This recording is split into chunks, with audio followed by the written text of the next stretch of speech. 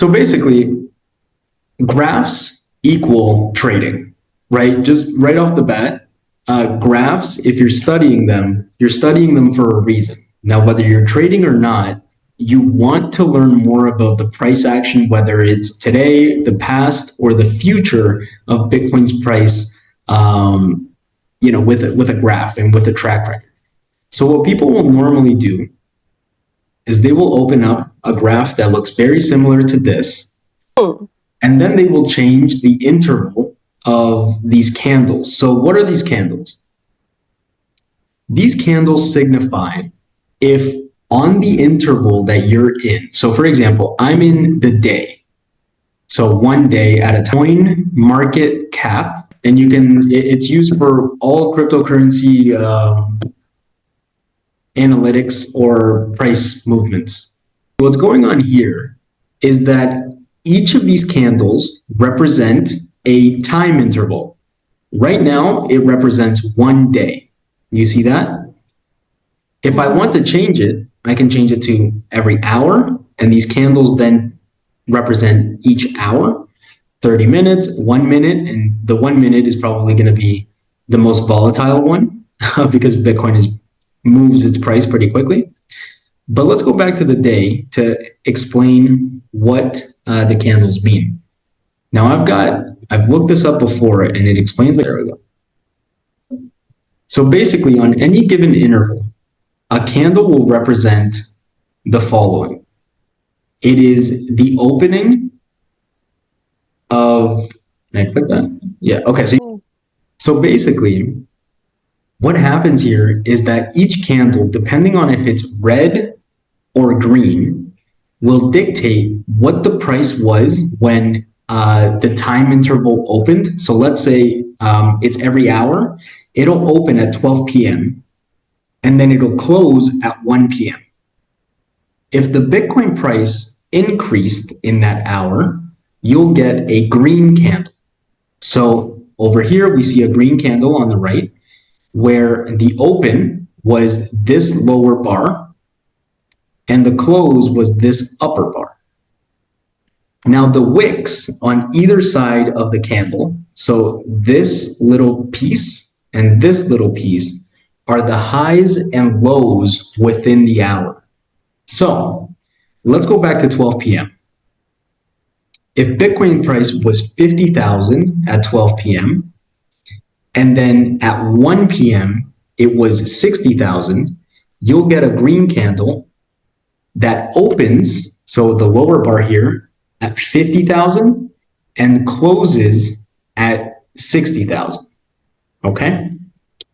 Now the highs and lows, these little bars, will explain how high and low between those two numbers Bitcoin price moved in that hour.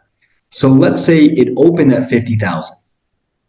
If it drops in the next few minutes to 48,000, this line down here will go all the way down to 48,000 to indicate that that was the lowest point in the hours between 12 p.m. and 1 p.m.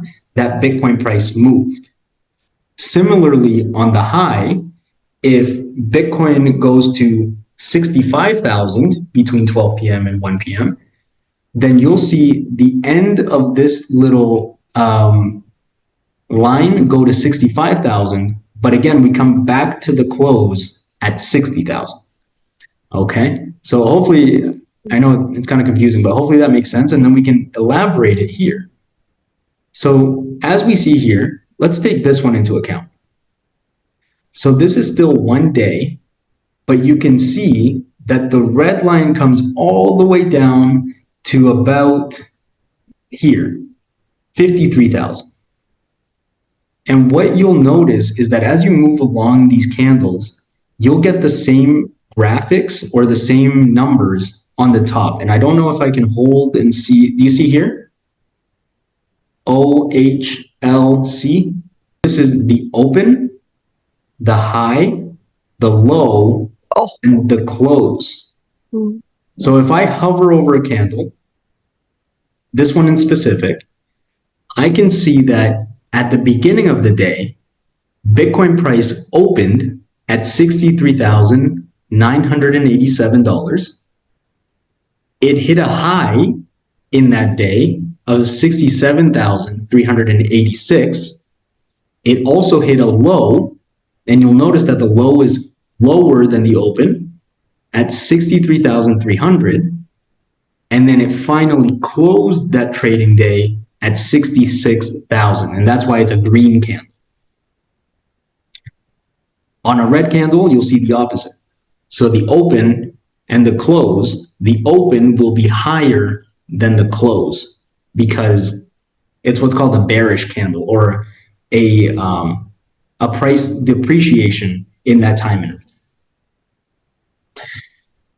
interval. Further to that, understanding technical analysis, like, some people will start drawing lines on all of this stuff, right? Like they will say, okay, Bitcoin from here to here, here we have a resistance line or something like that. If it goes below that, then it'll go lower than that. All of this is speculation, right? It's almost like saying, going to a roulette table at a casino and saying the board has hit red all of these times and it's hit red 10 times. That means that the odds of it hitting black are very high. But what happens if it hits red? Well, then your pattern broke down, right? So it's just a matter of seeing patterns in a graph and trying to predict what will happen next. But again, like I've always talked about trading, no one knows, right? So we can only do our best, and that's people use the tools that they have at hand to help them predict the market. Yeah. So these two blue lines basically are the moving average of Bitcoin. So what a moving average is really just the average price between a certain week or a certain day.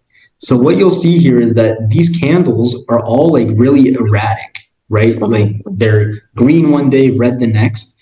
An average will give you exactly what that is, an average between a few days, a few hours, a few minutes, so that you can calculate. And again, you're seeing the trend. It's almost like seeing a wave in the ocean and watching to see where it'll crash next. That's what these people are watching. So again, if I'm a trader, then I'm going to see this weighted average go all the way up, and maybe it'll crash and I traded good. Maybe I shorted Bitcoin up here to make some money here, and then I bought down here to make money on the upside.